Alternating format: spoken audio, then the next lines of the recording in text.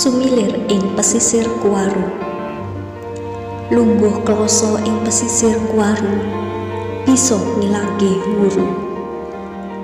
Angin silir-silir bisa gawe turu. Sak ngisor cemoro udang sing ijo. Yen ing pantai kutha kang kasuruh ing jagat. Ing gisik barang tritis sing isih ngilak-ilak. Tanpa bisa niyup yen udan lan panas. Ing pesisir Kuwaru kang edung, swara alun jumlegur, nyawang gumelar samudra kidul. Mung tekan watesing cakrawala, apa sing sawalike penyawang, aku ora ngerti. Pancen durung sempurna, perlu wadah uwuh, ora kumuh.